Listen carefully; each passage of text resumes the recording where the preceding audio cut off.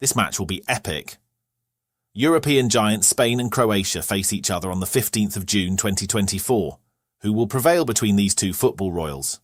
Will Spain have their way as they did in the Nations League final last year, or will Croatia have their revenge? Welcome back to the Football Pit. Before we begin, please support our channel by hitting that like button and subscribing to our channel to not miss any of the action. Spain versus Croatia. The epic rivalry. The first heartbreak.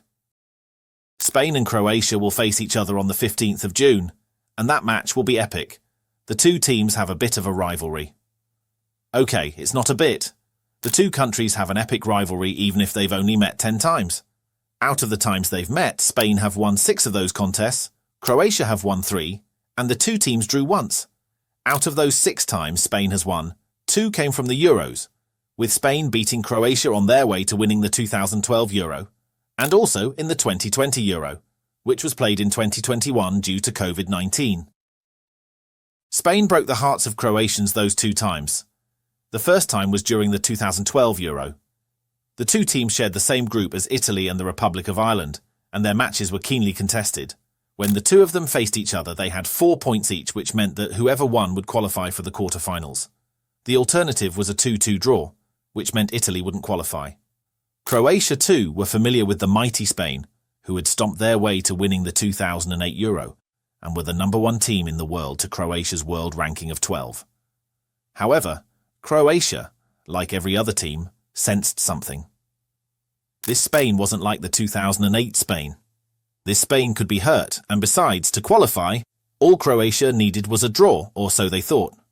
Vedran Koluka and Gordon Schildenfeld stood at the heart of Croatia's defence, making sure nothing got past them, and when someone did get past them, Stipe Pletikosa, the Croatian goalkeeper at the time, was ready. The keeper parried Torres' shot away.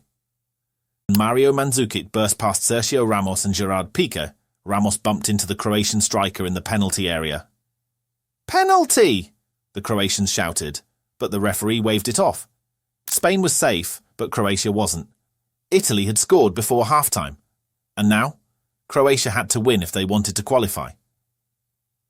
Fernando Torres for Jesus Navas. He also brought in Cesc Fabregas, who almost scored when he came on. But this is football. Croatia knows full well that results matter.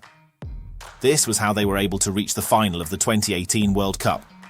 They were fearless and not overly respectful of their opponents, to the point where it hindered their ability to play.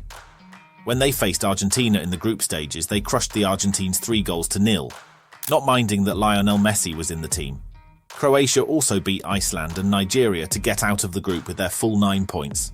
They were on a roll and weren't ready to stop. In the round of 16, they played against a resolute Denmark who held them to a draw for the whole of the regulation time and extra time.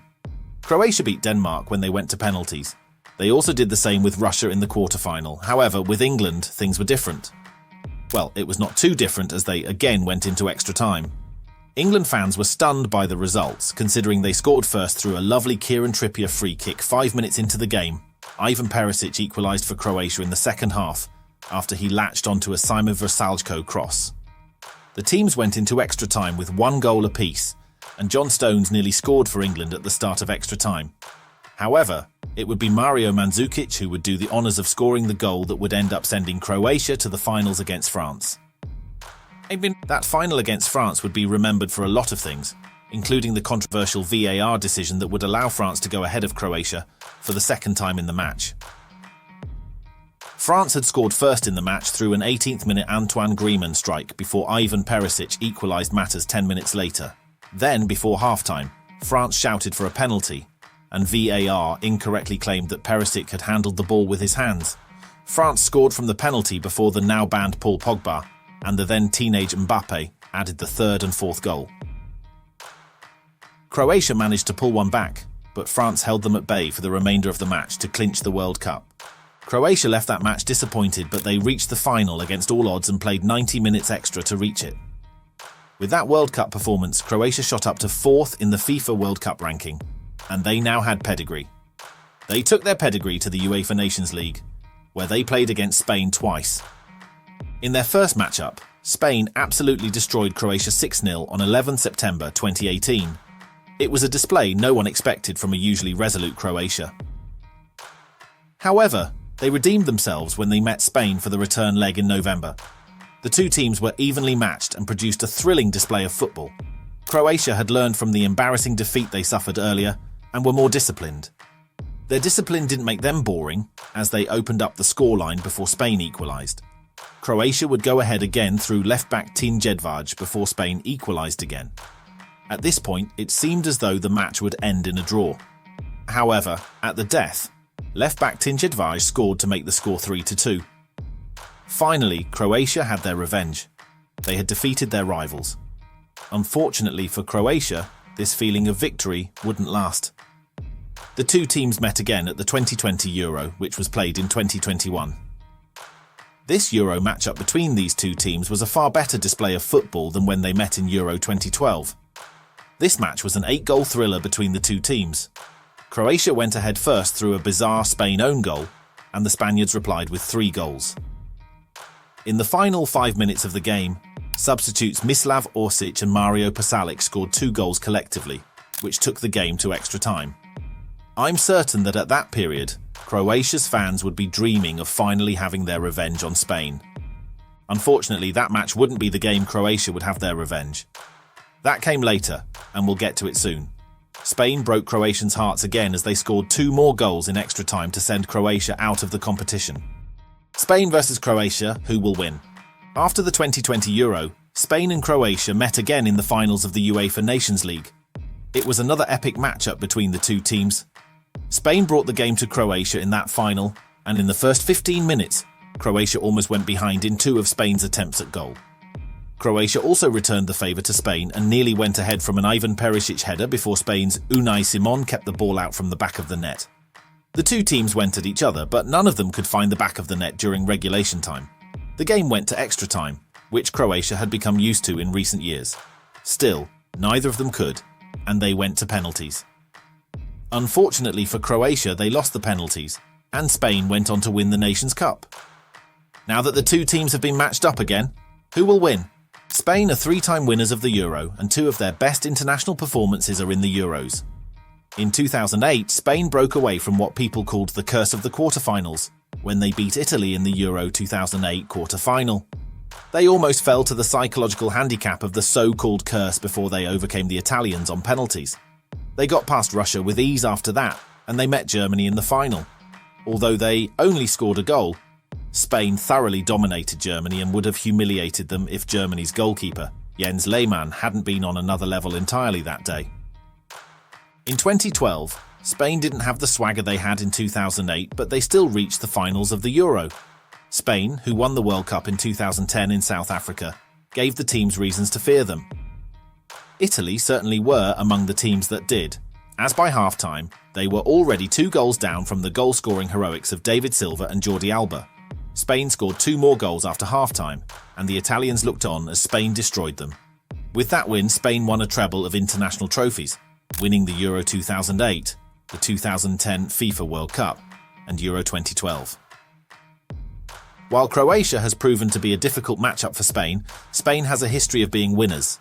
And with the young crop of talent Spain have, Croatia must definitely bring their A game, or they will lose. Players to watch.